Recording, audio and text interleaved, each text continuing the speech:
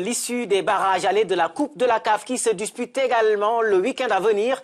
À noter que le champion en titre, le Raja de Casablanca, se déplacera en Namibie sur le terrain d'African Star.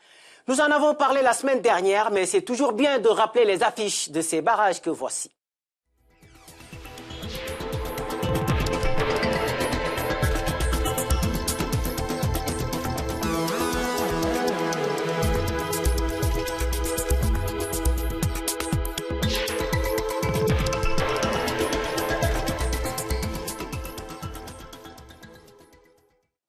Très intéressant comme programme et nous y reviendrons également lors de notre émission de la semaine prochaine, juste avant les matchs retour. Prenons maintenant la direction du Canada pour aller à la rencontre d'un jeune footballeur congolais de 22 ans, Keynes Francis Mulundu, il s'appelle, et il évolue au CS Ambrose, club de 2e division canadienne. Salut Keynes et merci d'être avec nous. Alors, comment un jeune Congolais comme vous s'est retrouvé dans ce championnat québécois ? Ok, donc merci pour la question.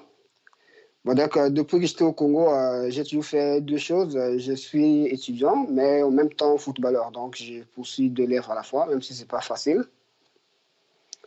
Donc, après, les parents ont voulu que je vienne poursuivre mes études ici au Canada.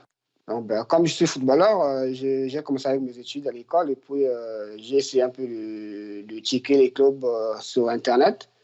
Parce qu'en fait, le Canada n'a pas un championnat de première division comme la Ligue 1, la Ligue en Espagne ou comment. Et ils ont un championnat, leur club, par exemple, l'Impact de Montréal, Toronto, ils jouent en MLS, qui est la Major League Soccer. Vu que le Canada était un grand pays, ils n'ont pas voulu faire une 10e division directe. Donc, dans chaque province, il y a un championnat. Donc, vu que je n'ai pas encore un manager, j'ai commencé à checker les clubs sur Internet. J'ai trouvé un club qui s'appelle Fabrose. En fait, moi, j'habite à Montréal. Le club se trouve à Laval. Donc, j'ai pris le métro, c'est à 15 minutes de métro. Je suis arrivé à Laval, je me suis présenté et puis ils m'ont dit on va te passer un essai de 2 jours.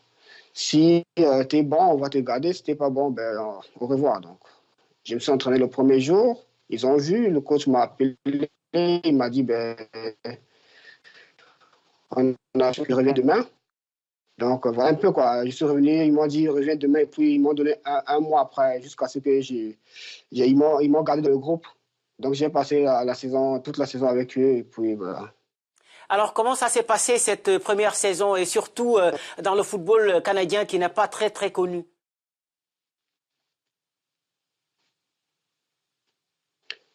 Ouais, donc le problème qui se passe ici, c'est que le Canada, vu qu'ils ont reçu le mandat d'organiser la Coupe du Monde 2026 avec le Mexique et les États-Unis. Donc, cette année, ils ont créé un championnat professionnel qui va commencer en avril prochain, qui aura, je crois, 12 équipes. Et donc, le football, enfin, vous savez, au Canada, ici, le football n'est pas le sport roi parce qu'ici, ils ont le hockey sur glace, le basket, le football américain. Donc, nous, ils appellent ça soccer ici. Nous venons un peu en quatrième position, mais depuis qu'ils ont reçu le mandat d'organiser la Coupe du Monde, tout s'accélère un peu ici. Donc, l'objectif du club, c'est d'essayer un peu de se professionnaliser parce qu'en fait, le championnat de D2 canadien n'est pas professionnel, mais il est semi-pro, comme un peu les championnats au Maghreb, Maroc, Tunisie, Algérie, c'est un peu ça. Donc, l'objectif du club, c'est de grandir, quoi. C'était notre première année en PLSQ, qui s'appelle la Première Ligue de soccer du Québec. Ça n'a pas été facile parce qu'il y a des clubs qui sont expérimentés. Mais bon, on a essayé un peu de faire de nos mieux. Nous sommes sortis, je crois, 4e sur les 9. Mais dans l'ensemble, ça a été. Alors, je peux imaginer que c'est juste un tremplin pour vous et que vous avez d'autres objectifs en tête. Moi, mes objectifs sont clairs. Donc, premièrement, je voulais jouer ici. J'ai eu la chance d'être dans un club semi-pro ici. Après, l'objectif, c'est de signer un contrat professionnel un jour. Donc, voilà pourquoi je suis en train de travailler dur. Après, l'objectif, dans un petit cas aussi, je rêve de jouer pour mon pays parce que je suis encore jeune, j'ai 22 ans. Donc, c'est à moi de travailler dur. Je sais que si je suis bon au club, l'équipe nationale fera appel à moi. Donc, voilà un peu quoi. Alors, avez-vous l'impression que la situation évolue dans le bon sens pour vous permettre de vivre un jour ce rêve?